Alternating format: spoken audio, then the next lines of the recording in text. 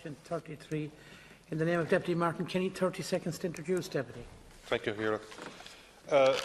Minister, as you're aware, we've had extremely bad weather, I suppose, since the middle of August, all through September, and we have a huge problem in many parts of the country, and particularly in the northwest of the country, where we have very high levels of rainfall every year anyway.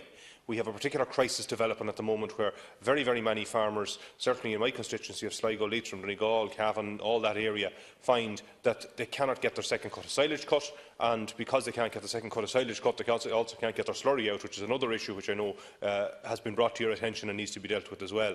But really it's around the issue of fodder, because this could be the potential to have a crisis, of a fodder crisis coming up, and we want to see can there be a proper scheme put in place, because this is an ongoing thing every year to ensure that it can be dealt with. Thank you, Minister. Deputy, I accept that weather conditions in recent weeks have been challenging, and this has created difficulties for farmers. My department has been monitoring grass growth rates, weather conditions and feed supplies across the country. Grass growth rates are currently substantially ahead of recent years, but there are difficulties in utilising grass in some regions due to above-average rainfall levels. The European Commission has recently agreed to my request for an advance payment of the 2017 Basic Payment Scheme. This has been prompted by the protracted inclement weather conditions and also market difficulties caused by currency fluctuations. This means an increase from 50% to 70% in the rate for the BPS, the Basic Payment Scheme, to those applicants whose applications are confirmed fully clear with effect from the 16th of October, with balancing payments being made with effect from the 1st of December. There will also be an increase permitted to the advance for Pillar 2 rural development schemes.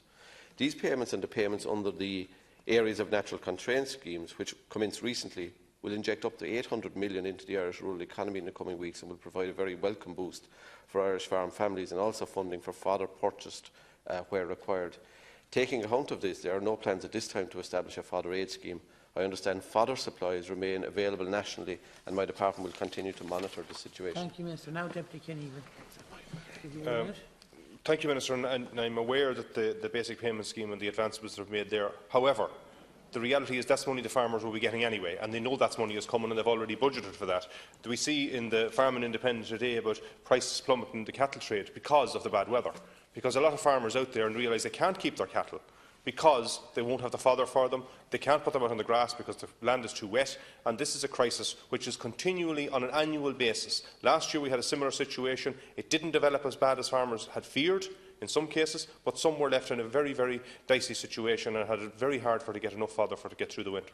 We now have a situation where we have practically the water that is waterlogged in many parts of the country, and farmers cannot get their cattle out. They've housed them, they haven't got the fodder, and they can't do anything about it. So, Minister, I think it's time to look slightly differently at this, and I appreciate that you said last year that you'd deal with it on a case-by-case basis, but I think it will need something a little bit more focused, if you like, on this occasion to ensure that this can be sorted out. So really what we need to see is a fodder aid scheme put in place for farmers where there is evidence, where there is clear evidence that they have what could turn into an animal welfare crisis. And that's what we don't want to see happen. And I think it's quite appropriate for the state to step in to ensure that an animal welfare crisis of this nature would not develop. Thank you, Minister. Well, I concur with the Deputy that the last thing any of us want to see, and we will take all steps necessary to avoid any welfare issues arising on Irish farms. That has always been the position of the Department and remains so, and we have a dedicated animal welfare line in respect to farmers who may be facing individual problems. That does not, the fact that individual holdings may have a problem, and I appreciate weather, as I said in my opening remarks, weather has been difficult. Ground conditions are not what we would like them to be at this time of the year. That gives rise to a whole range of issues, not least in terms of those who are trying to cut second-cut silage. But we are in the first week of October, and I think it is premature at this stage to talk about a fodder crisis. My department continues to remain vigilant on the matter. There are avenues available to individual farmers that the department will help where there are issues of fodder and animal welfare issues combining to give rise to specific circumstances which require the intervention of the department. But to speak at this stage about the need for a uniform, nationwide fodder crisis, I think is premature. Thank you. Final minute, Deputy Kenny. With respect, Minister, I disagree.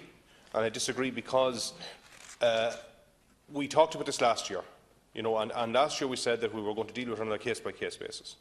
And really, when we're talking about it, we're talking about certain areas of the country, and you say nationwide. You know, I'm quite sure that in many parts of the country there isn't the same level of crisis.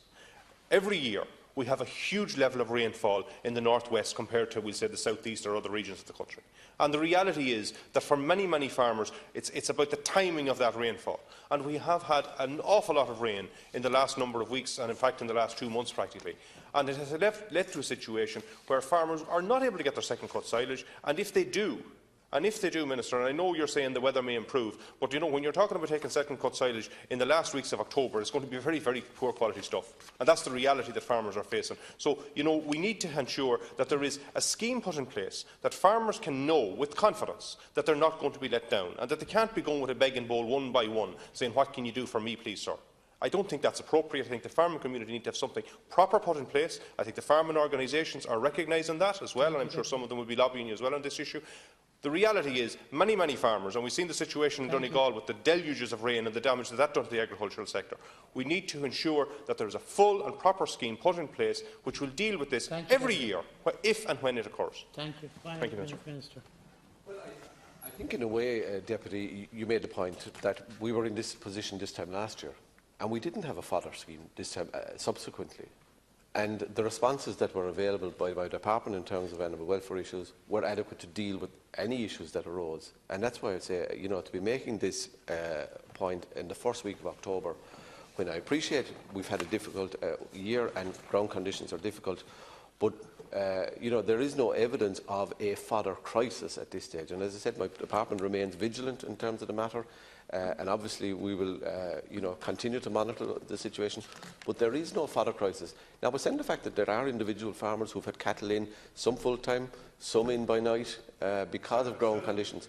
But at the moment, you know, there is no evidence of a fodder crisis or an animal welfare crisis. Okay, that's lovely. We move on